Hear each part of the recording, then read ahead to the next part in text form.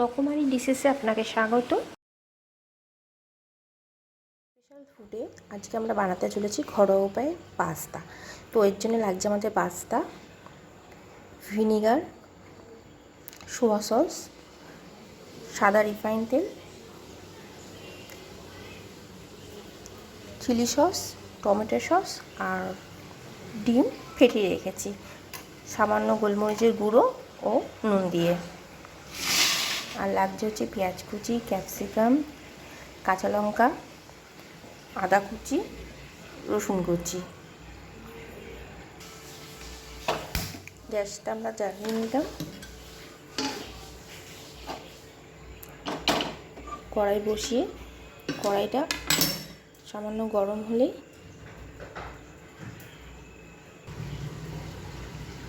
কড়াইটা গরম হয়ে গেছে, তো সামান্য তেল দিয়ে দিয়েছি। এবার ডিমগুলোকে আমরা ফ্রাই করে নেব। ডিমটাকে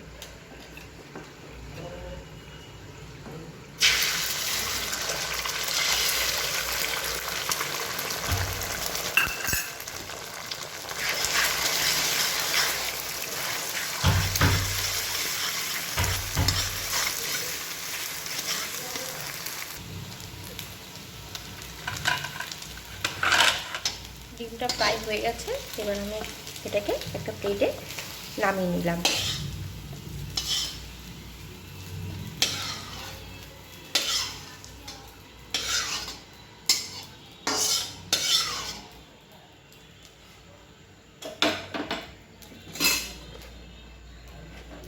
এবার কড়াইতে পরিমাণ মতো সাদা তেল দিয়ে দিলাম।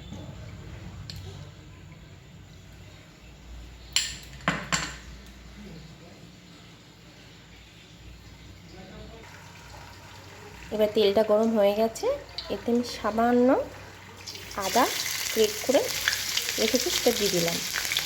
সামান্য রসুন কুচি দিয়ে দিলাম। এবার আমি এটাকে নেড়ে নেব।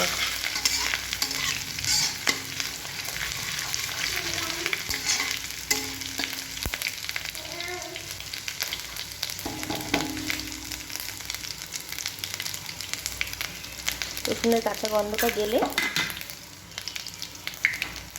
আমি এর মধ্যে কুচি করে রাখা আলুটা দিয়ে দেবো।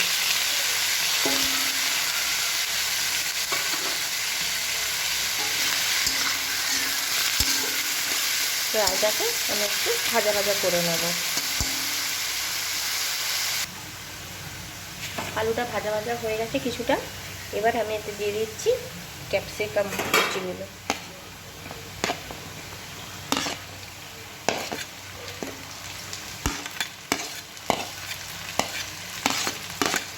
আর পেঁয়াজ কুচিগুলো।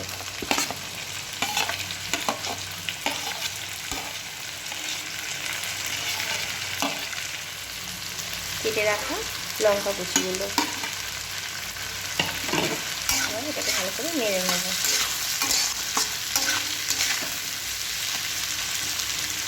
এবার এইগুলোকেও আমরা একটু ভাজা ভাজা করে নেব। সবজিটা যখন ভাজা ভাজা হয়ে গেল, তখন আমি পাস্তা মশলাটা দিয়ে দিলাম। আর সামান্য গোলমরিচের গুঁড়ো, যেটা আমি উপকরণে বলিনি।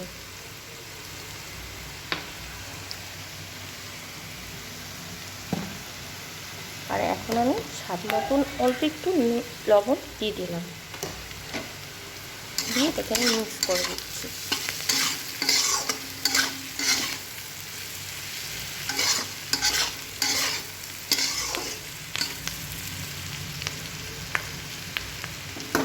সবজিটা এবার ভাজা ভাজা হয়ে গেছে।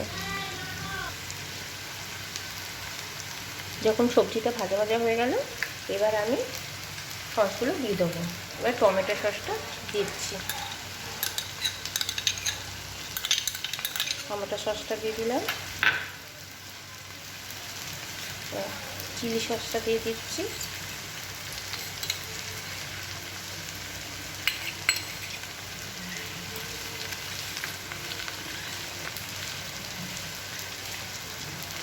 আর অল্প একটু সোয়া সস দিয়ে দিচ্ছি। আপনি চামচ মেপেও দিয়ে দিতে পারেন।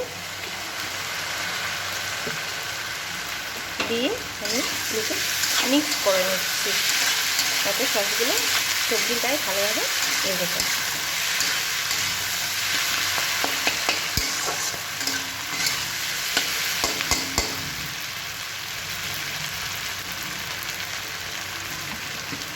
এবার আমি জল ঝরানো পাস্তাগুলো দিয়ে দেবো।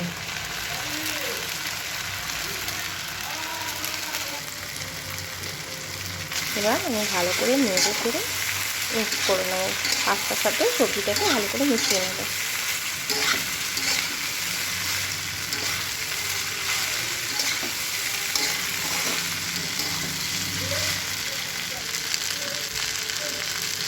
এবার স্বাদ অনুযায়ী নুনটা আমি এটা দিয়ে দিলাম। যতটা পরিমাণ নুন লাগবে আর লবণ লাগবে ততটাই আপনারা দিয়ে দেবেন।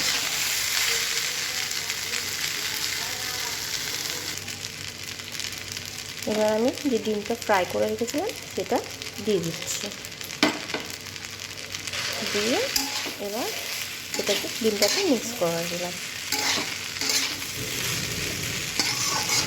এবার আমি সামান্য উপর থেকে ভিনেগার ছড়িয়ে দিলাম। রেডি হয়ে গেল আমাদের ঘরোয়া পাস্তা।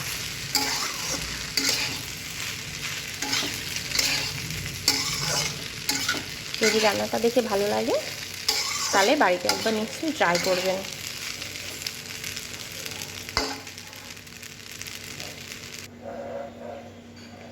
রেডি হয়ে গেছে আমাদের ঘরোয়া পাস্তা।